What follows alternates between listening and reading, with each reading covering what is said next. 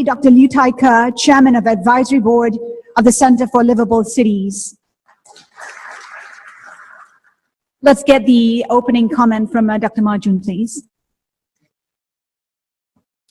I'd like to kick off by saying a few words on what China is doing and will be doing on green finance. Then I'll switch to the topic on role of MDBs in green finance. In China, we started pushing green credit quite some years ago. For example, in 2012, China issued the green credit guideline, which is very much consistent with the equator principle. And by end of last year, our statistics shows that Chinese green loans account for about 10% of the total outstanding loans already. Of course, I think this ratio is going to increase further in the coming years. And increasingly, we feel that relying on green credit alone is not enough because of massive demand for green investment in China coming out of water treatment, green infrastructure, green building, green transportation, so on and so forth. And we estimated back actually 3 years ago, the annual green investment demand in China will be something like 2 trillion RMB per year. And recently, our colleagues were estimating that we need to invest roughly 4 trillion RMB per year in green areas. So it's equivalent to about $600 billion per year. And we need to mobilize virtually all kinds of financial instruments to fund the green projects. And we also estimated that the government budget is just not enough to cover the green investment demand. Combining both the central and local government budgets, the fiscal resources can only cover about 15% of China's green investment demand, which means that 85% or even more has to be financed by the private sector. That's why we need to establish what we call green financial system that encompasses all kinds of financial instruments and also incentives to promote the participation of financial institutions and the capital markets in green investment. So starting from last year, China launched what we call a framework for green financial system. And it's codified in the document published by the Central Party Committee and the State Council called the Overall Reform Plan for Ecological Civilization. That was out in September last year. And now this notion of establishing green financial system also written into the 13th five-year plan. And in a few months' time, we'll be publishing the 13th five-year plan for financial sector. And that document will have much more detailed descriptions on how to develop a financial system that's consistent with green development. In terms of actual things we did recently, let me mention just a couple of points. One is the launch of the green bond market in China. End of last year, the PBOC issued a circular on green financial bond. And more recently, there were documents or circulars coming out of stock exchange on green corporate bonds. And the Green Finance Committee, which I personally head, issued the Green Bond Catalog, which essentially defines what green bonds mean in China. These documents mark the beginning of the Chinese green bond market. Just in first quarter of this year, the total issuance of green bonds within China amounted to $8 billion. That was equivalent to about 50% of the global green bond issuance during the same period, same period, which is the Q1 this year. And we also promoted some green equity indices. For example, last year, the Shanghai Index Company published the Shanghai 180 Low Carbon Index, which used for the first time in history the carbon footprint concept and calculated the carbon footprint, which is essentially the emissions divided by the sales of the company as a way to rank the company's carbon intensity. So the low carbon company was selected and become an index, and these green indices can be used to promote bank governors meeting in July this year on how to enhance the ability of the global financial system to mobilize private capital for green investment. Now, let me switch to the topic on role of MDBs. I think the first and most important one is really the adoption of green investment principles and green lending principles. Most of the existing MDBs have done that already with all these environmental risk management safeguards in place. But more technical level, I think many things can be done to further enhance the role of MDBs in mobilizing private capital or crowding in more private capital for green investment. Just give you a couple of examples. Number one, demonstration projects. A lot of green projects are relatively new in terms of technology that they adopt, so the market perception of the risk is high. And by funding or supporting some of these demo projects may potentially reduce the perceived risk of these projects and therefore reducing their funding cost. Secondly, in the green bond market, I think MDBs should consider doing more demonstration issuance. Not that complicated. It goes through the process of selecting green projects, doing the green reporting disclosure, and getting the verification from the third-party verifiers. And another role in the same market, which is the green bond market, that MDB can play is serving as anchor investors. In some nascent markets, investment demand for green products probably not high enough, and we need someone like MDB to step in as the first set of investors, again improving confidence of other investors, so that to mobilize more demand and therefore reducing the funding cost for green bonds. The third example being guarantees. I know some guarantees are badly designed, but some guarantees are well designed. I'll just give you two examples. One being the US Department of Energy program of guaranteeing renewable energy projects, very successful. Initially, they were estimating 10% default rates of these projects, but the end up was only 2%. So with the minimum public finance involvement, they were able to mobilize as much as $30 billion in lending to the renewable sector. The other example being IFC's QE program, which is also a guaranteed type of risk-sharing mechanism, which were applied in China to help 170 green projects. And they end up with a non-performing loan ratio below 1%. So again, minimum investment involvement in terms of funding by the MDBs, but with sufficient leveraging effect on private money. And finally, investment funds, I think would probably need some help from MDBs as well. I had a discussion with the World Bank colleagues a few days ago, and I think there are chances for them to be involved in many regional green investment funds, either at the project level by funding some of the projects, or even at the fund level by serving as advisors, or even finding ways, innovative ways of serving as GP or LP. Okay. That's it from me. Thank you. Mr. Leong? Thank you very much. Also very delighted to join this group to discuss this important issue. Maybe you, I just would like to let you know, someone called me Mr. Industry.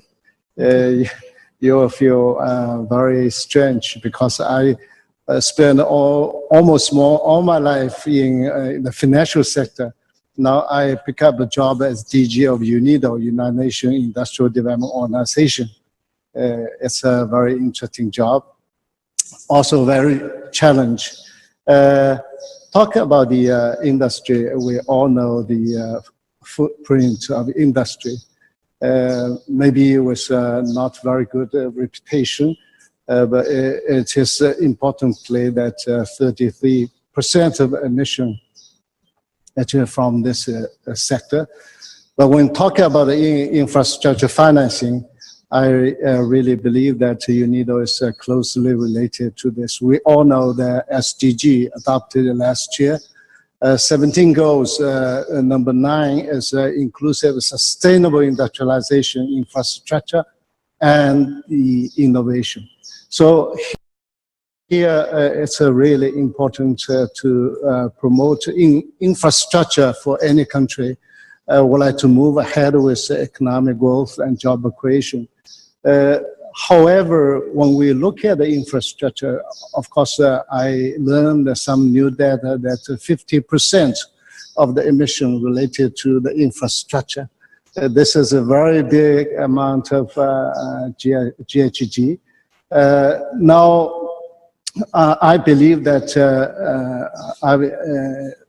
development institutions, financial institutions, private sector and the public sector all share the common view. They would like to move ahead with green infrastructure. Especially, I've been working in the areas of World Bank. I know the stuff from more than 20 years ago. The environmental assessment was very strictly implemented. Now all financing provided for the infrastructure, I think with a guideline of the efforts of the green concept. For instance, we are now support three countries actually moving ahead with industrial development, with industrial parks, economic zones, which actually other countries already gained experience. But in the process of our operation moving ahead, we really help the government to develop the environmental protection policies, which is very important, guiding their infrastructure within the industrial park and connecting to the industrial park also. This is one side of the operation. All the UNIDO operations will be guided by the very strict pamphlet, which part of that is green environmental protection standards. One of the on like a fossil fuel power station now still being built in the years ahead for some countries. So those issues now on the agenda. I'm very, very happy that more and more countries accept UNIDO's advisory service. They think that environment is important. Green will be on their agenda. I'm very happy. I'm a member of the CSET member, which is International Advisory Body of Chinese government. For more than 26 years, every year they have a meeting here in China. Before the 13th five-year plan being officially adopted, UNIDO contributed to this 5-year program with very important concept of green. We strongly promote green. One belt, one road, as we promote a green. Put the green in front of the one belt, one road. Those are the... First, from an awareness that green is something that we need to look at from various contexts. You can say moral, health, ecology, all those contexts, which goes to the body of work that pioneers did in terms of raising awareness, which I won't go into. So it starts there and culminating in efforts done over the years in terms of what needs to be done as we go forward. The challenge in this had been, in the last few years, the high cost of funding anything which was ecologically good and which we had to do. But the cost became the challenge. In the last few years, this cost differential is getting dramatically neutralized. So much so that I dare say that even as we speak, doing green, doing ecologically sound practice in everything that we do is today an economic imperative. It is no longer something that is forced on you, no longer something that you have to do because but it was in a way economically non-viable. It today is economically viable. If we all have that mindset, I think we overcome the first challenge that is there in getting our minds tuned to dealing with this challenge that faces all of us. So I make the point that it is today economically sound to look at this practice. The second is the non-linear part. The non-linear part is the way in which the environment around us is facilitating green. And I won't go into a whole lot of examples just now, but we can go in later on. Take, for example, a very simple thing, which might not strike us as something green to start with, but when you think deeply, it is. What I call the issue of putting idle capacity to use. And I'll use two extreme cases. One is Uber and one is Airbnb. In the simplest sense, these are putting idle capacity to use. I would say that it avoids incremental capacity, which has no becomes a way of life, as it were, in everything that you do around you. The role here is not only the MDBs, but the bankers, the capital markets, everyone will have to come to the table on this. And indeed, when we talk of the role in terms of funding per se, I think we have to recognize that the MDBs do only a small part of the funding. It's probably 15% of the overall requirements of funding in a system-wide basis. 85% still comes from the banks and the capital markets and the governments. So we need to look at how is it that we can work with these players to mitigate any doubts that they have in their minds and carry the agenda forward, be it in terms of innovative financing structures, lowering cost structures, and so on. I think for a start, obviously is the low infrastructure build that we have. But the advantage is that we can leapfrog many stages and go into that kind of infrastructure that is both efficient, sustainable, and green. Now, the problem that remains is that, as was enunciated right in the beginning, that green is expected to be more costly. So how do we ensure that people do opt for green, given the fact that they do need to get this infrastructure in to the people at the lowest possible cost? And there, I think the MDBs have a big role to play. It's not only a question of financing. MDBs have actually the experience of various nations. They should be in a position to give advice as to what would be the right kind of infrastructure in the right kind of place. Meaning, do you build a role rather than just consider financing? That, I think, is what will make the big difference, especially where creation of green infrastructure for the emerging nations is concerned. Is it just me, or is there a bird? Anyways, Joachim, please. Thank you very much. AIIB is the new kid on the block of the multilateral development banks. We are facing 3 imperatives, and AIIB proposes to put up 3 responses to those imperatives. First imperative really is what we discussed in the first panel this morning. We need to invest in infrastructure, period. 1.3 billion people in the world are unserved by electricity, millions unserved by water. So investments in infrastructure is an imperative that has motivated the creation of this bank. But it is also a very important context for what we're discussing here, which is the greening.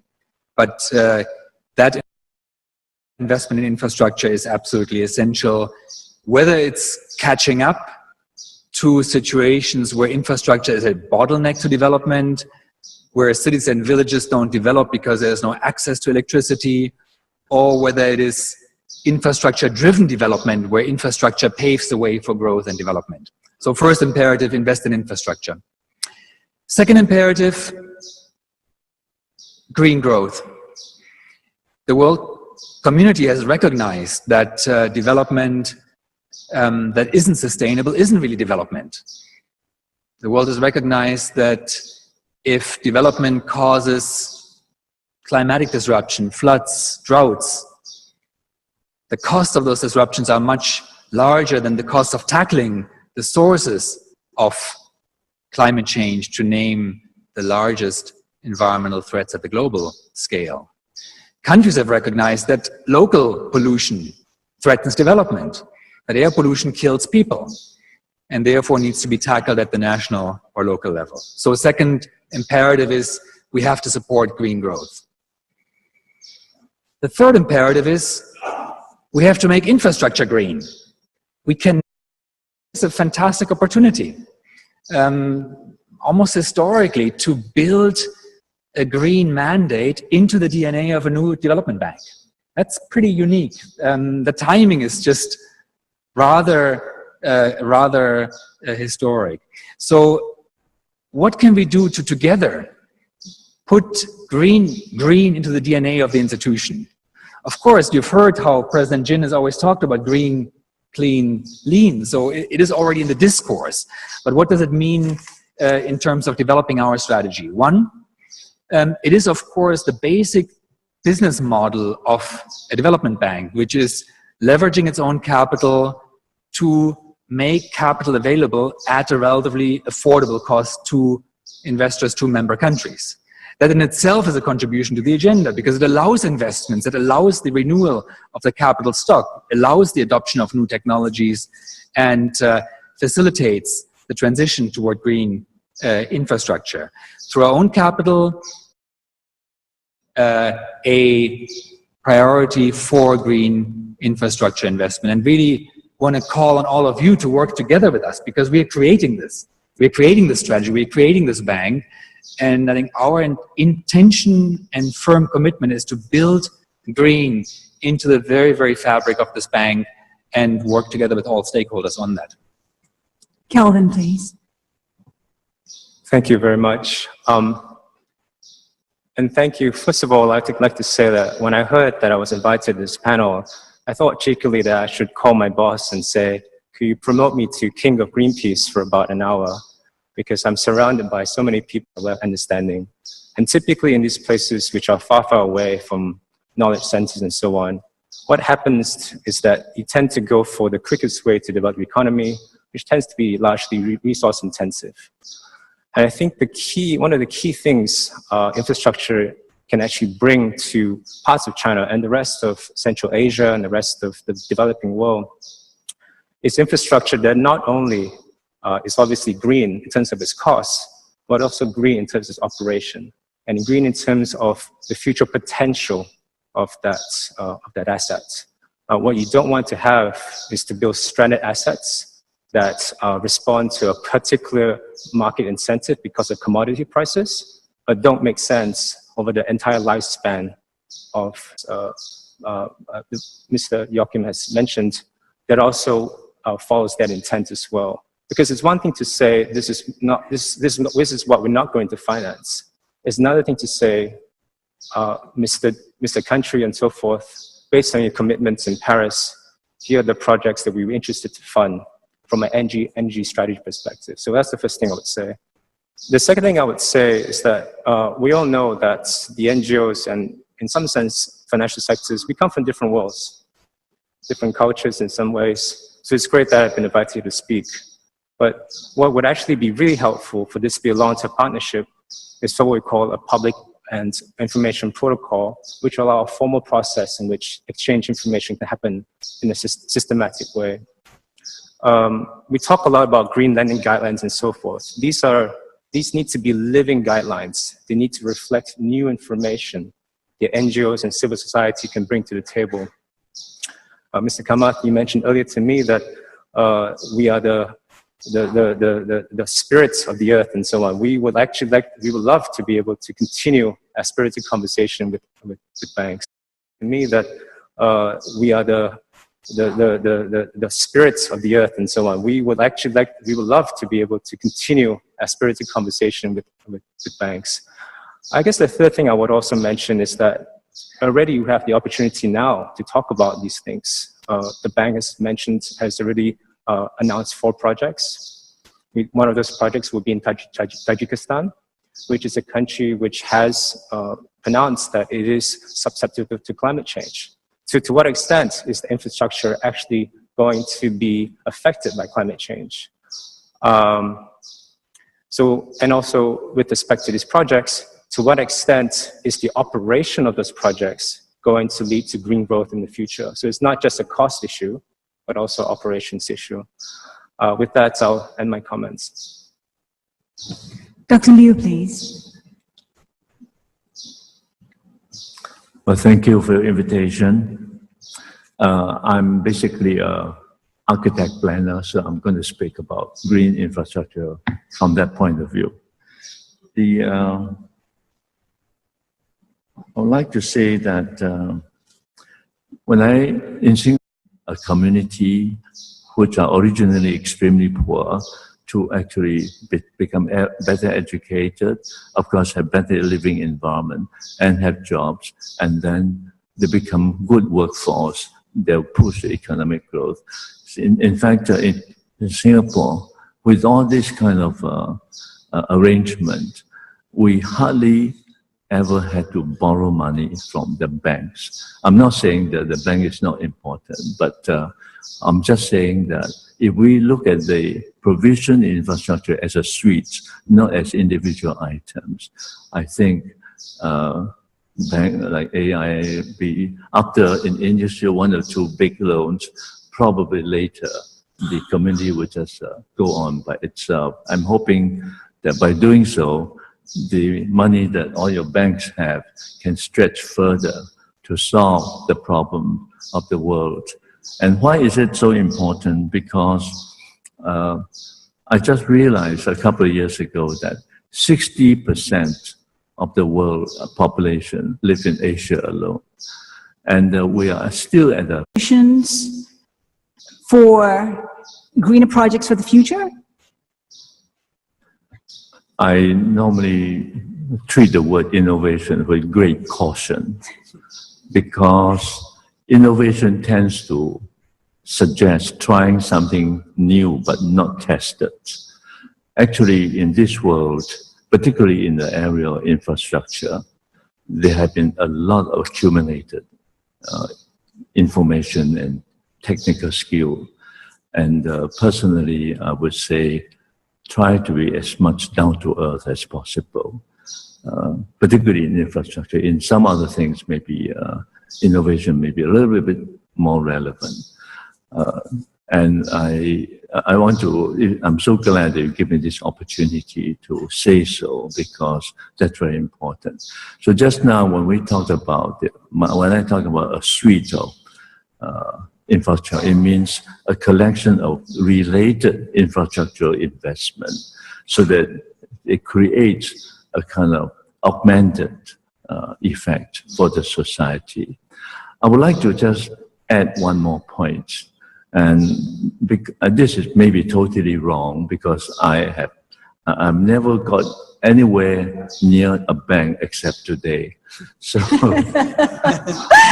but I would say this, it is my hope, it's at least my dream, and that is, just now I mentioned that if we do something rational, logical, and scientific, I think that in itself is green. And also, in Singapore, fortunately, we could plan the whole city and then make it green for the whole city.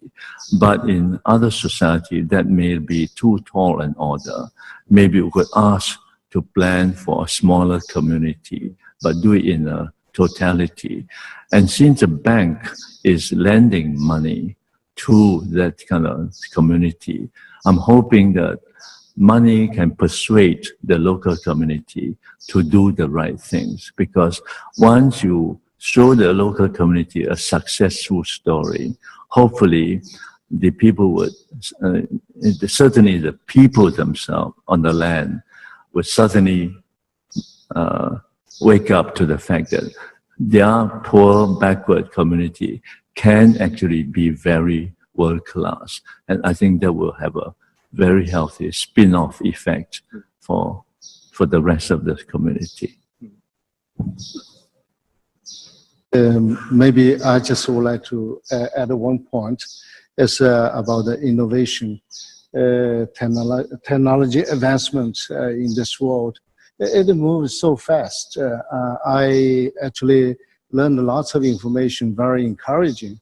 For instance, renewable energies, solar and wind. And just 5 or 7 years ago, maybe it cost us about 1.some euro for megawatts or something. But now the price dropped about more than 20 times, just in a few years' time. This is one. The second is international community work so hard on new technologies, like CO2 catch and storage. This is a very advanced technology regarding emission, especially for fossil fuel power station. And like Norway, Canada, US, they all developed this kind of technology. I visit the technology center in Norway and really seeing this as moving very fast. Another example is energy management. And on the production side, and they will reduce great volume of the usage. This is also lower the cost of them. So in different perspective, and then we will see the financing for this infrastructure, if put on the green level, cost will be reduced greatly in the future. On the financing bit, because there is so much riding on finance in order to bring in infrastructure. Countries like ours face two problems. The first problem is exchange. I think this is really the elephant in the room. It's the one risk that is very difficult to determine upfront, and it's the one risk because of which the cost of financing is going up very hugely. For instance, in our bank, we have come up with a small innovation in the sense that some of the lines that we have got from the MDBs, the green lines, that amount in hard currency we use in our foreign operations. An equivalent amount of Indian rupees we are giving to our borrowers. So to that extent, we are creating a natural hedge. And therefore, we are actually able to pass on the much lower rate of interest that hard currency loan involves to the borrower, thereby reducing his interest cost and therefore making welcome that green is today possible, feasible, and certainly has to be done. But the sheer amount that needs to be done requires innovative thinking on the financial side. And I think all of us have to collectively look at it. As I said earlier, the first thing is to get the mindset right. My friend from AIIB said, the first thing is to have a part of your loans clearly as green loans. Same thing that we have done at NDB. The first loans that we have done are green loans. The first bond that we are doing, which will be launched hopefully early next month, is a green bond. I'm reasonably sure the second bond we will launch will be a green bond. Possibly the third bond, but as of now, I don't want to commit on that. The point that I want to make is that you need large sums of money. You need innovation to get these sums of money to the table. You also need something else, which I think ma'am touched on earlier on when we were having a chat. The cost of funds. You need to lower the cost of funds for the developing world to make all this work. Hitherto, typically, the funding source has been dollars. We borrow in dollars, albeit it looks as if the interest rate is very small. It's 1.5%. So 0.5% over LIBOR is your borrowing cost. But at the end of the day, having been a borrower sitting on the other side of the table for large part of my career, effective cost of funding using hard currencies for a developing nation is 15 to 18%. Is teens, somewhere in the mid-teens. Now, should we then not think in terms of using local currencies for funding? Should we not have better swap systems which reduces the cost of funding for the developing world? All for doing infrastructure financing, all for doing good infrastructure financing. Which is sustainable, which is green, and carries the world forward. So, I did not want to make it very complex. All I'm going to say is there's a lot to do. I think we're all geared up to do this. We're all been set up to do this, and we will do this. And it's going to be an exciting future as we work our way to looking at opportunity and find relatively small. It's just about 15%.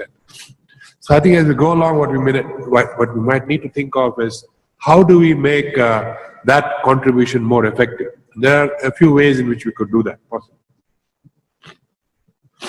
One is to certainly look at innovative financial structures. I think if you look back at what the MDBs have done over the last 70 years, I think it's very laudable. But the instrument of finance was a loan. Can we, in today's context, think beyond just a loan and structure instruments which the capital markets would come in, which other banks might like to come in, and your own, in a way, the amount you put on the table is small, but it gets a much bigger bang for the buck, as it were. Can you think in structure? Any solutions to what we have to do? Thank you. It's great that AIIB is making green part of its DNA, but you need to also change the mindset of governments. How do you convince governments, including those who are trying to go the un-green way, those who are forced to use coal, to change their mindset and agree to a more greener option? I think most countries face a challenge to take the energy sector as an example, to meet two objectives. One is to actually serve populations, serve the tremendous needs for energy, the unmet needs that are out there. And the second challenge is to do that in a sustainable way, compatible with global agreements, compatible with sustainability.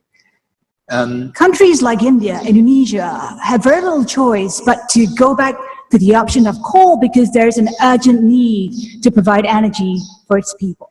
And look, each country is in a different phase in this process of achieving sustainable energy for all. So each country has to find its own path, its own mix of how to combine those two objectives. And the answer, or the strategy that results from that, is a combination of setting objectives, setting targets, developing a program, developing policies, developing projects, and then financing them. What we should not do is fall sort of into the false chicken and egg phenomenon of is it finance, or is it policy, or is it projects? We need to work on the entire chain, from a clear policy with clear objectives to articulating the policies, the programs, the projects, and financing those. Now, we as a new bank want to be on the side of those who make additional financing available for implementing this plan towards sustainable development. That means different things in different countries, different circumstances. But we want to be the ones who want to make our low-cost financing available for countries that want to make that transition, and for those investments that help accelerate that transition. And again, it means different things in different countries and different circumstances. Dr. Liu Taika, it is about being innovative. It's only to a limited extent. Our foreign offices are not all that many. We have about 190 of them. So it can absorb only a certain amount of foreign currency borrowing. So we have to find innovative ways of doing things like this, because unless we are able to create an exchange hedge, passing on the lower rate of interest, which makes many of these projects far more bankable, doesn't really happen. And therefore, whether a guarantee structure by the MDBs, at least which takes out maybe an exchange loss of say 1% or 2%, or some other innovative structures of this nature, would actually work very well. And we have actually found in India that when you put a guarantee out there saying, I will protect you beyond say 2% of depreciation per year, the depreciation actually doesn't happen. We have seen this in two instruments that we did. In both of the cases, we found that the depreciation actually didn't happen. So to that extent, as long as there is an assurance, there is no uncertainty, you actually do support the exchange rate and ensure that the kind of fall that might happen, of course, it might still happen on account of certain... For infrastructure can on average provide loans with a maturity of 2 years. So they need to refinance many, many times, which involve risk. And also because of lack of sufficient long-term funding, the cost is higher for these projects. The solution for that will be innovative things in the financial sector rather than technology side. For example, developing the green bond market using collateralized lending on future revenue stream, as well as yield curve, which is innovation in the equity market to provide funding in a form like REITs. Kelvin, in your view, what are the biggest concerns where Greenpeace is concerned when you hear MDBs and private banks talk about green development? I'm sorry. Well, what's the biggest concern? Is there, the lack of definition of a green project? Wait. Now, this question is mainly addressed to the AIIB colleagues, but also addressed to the rest of the panel. So how are we going to handle that issue when it comes to immigration, compensation, infrastructure, are huge projects, and unavoidably we will have to move people. Thank you. I love your comment, and it draws us into the realm of philosophy probably as much as into practical banking. So just two reactions. One is we've talked about large infrastructure as collective action. That was the context in which it was brought up here, and where sometimes it is necessary to implement large, ambitious projects for the benefit of the common good.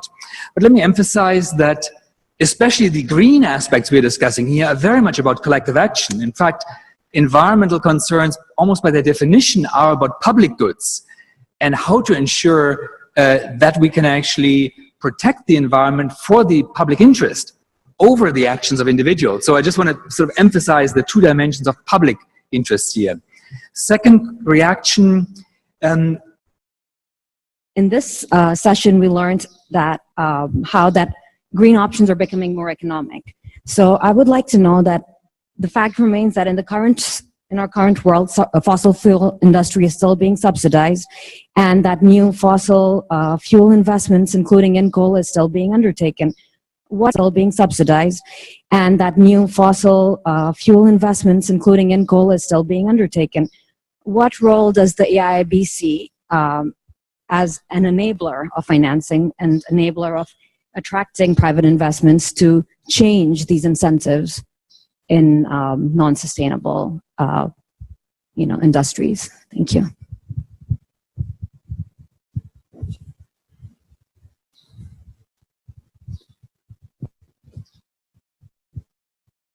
I think you're raising a big challenge of how to set the incentives right for low carbon green growth. There are many actors in the world who have to play a role in this, and we can play a specific role within that broader concert.